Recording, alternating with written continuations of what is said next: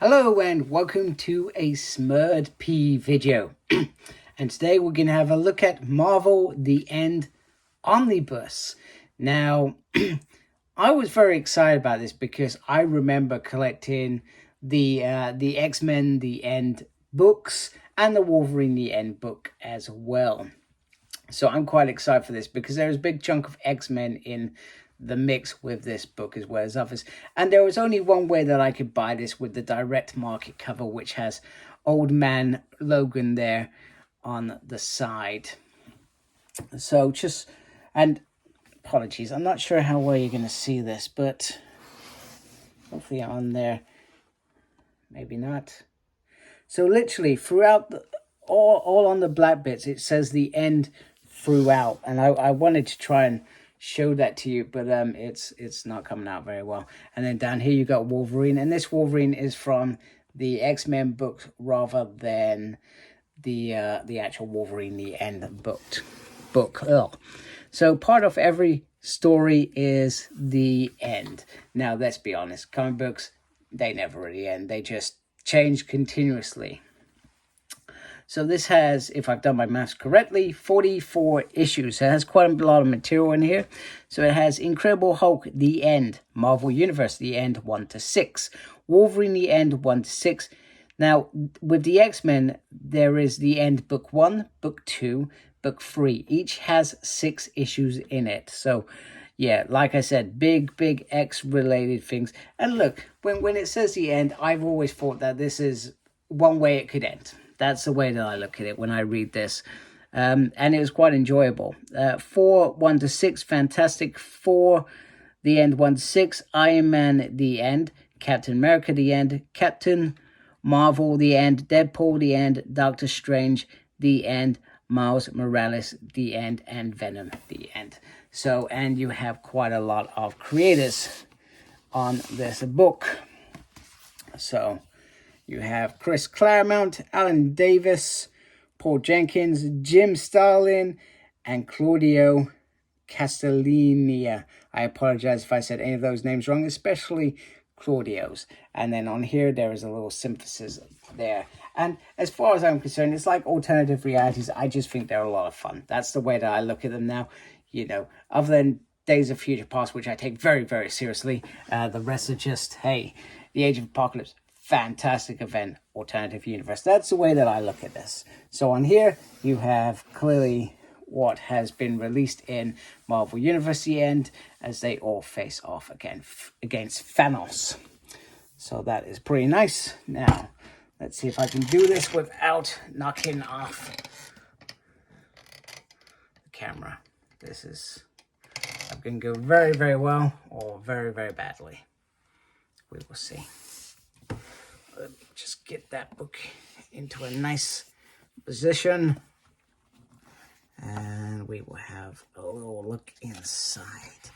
Apology, it's already begun. I've already started knocking stuff. This is a hazardous task. So it has who's doing what. And then straight into it. So I think it is literally going to be in the order that I just mentioned. Oh. I think it is going to be in that order. So I'm just going to scroll through this.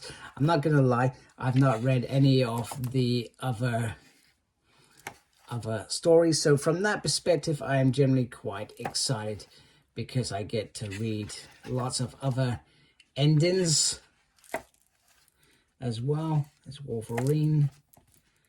I can't mean, to be honest with you, that was mid 2000s that I read this. So I'm not gonna lie, I can't remember what it looks like.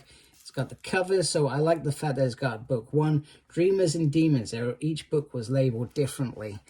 And yeah, the Child of Deathbird and Bishop. So this would have been around the time that Bishop was probably in space, so very relative. I'm sure there was something around Nova and Scrolls, if I remember correctly.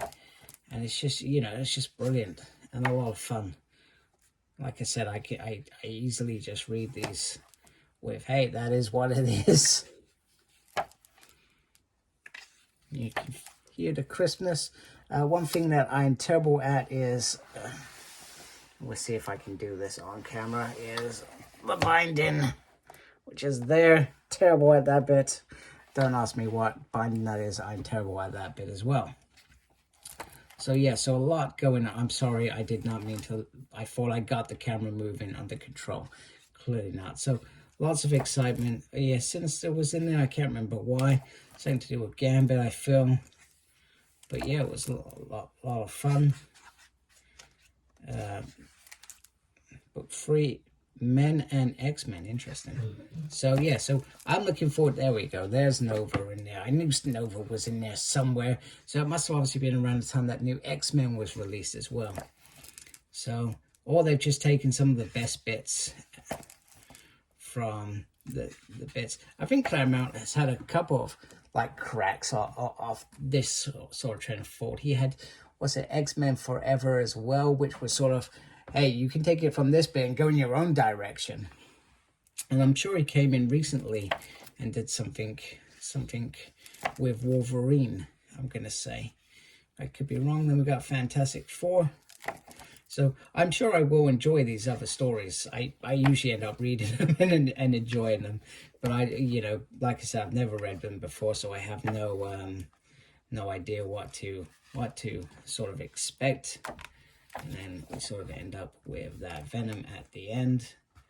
And just very carefully, let's see if I can get to the end. I'm sorry, I'm doing a terrible job with the camera control. There we go, right. Okay, right, let's try and approach it with this hand. So we got some sketches in there.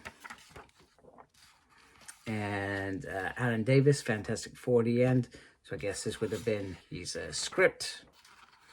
So if you like extras, it's got some nice extras in there. Some script art there from Eric Larson, Carmen Canero, Philippe, Andrade, Mike, and Victor. So some nice stuff in there.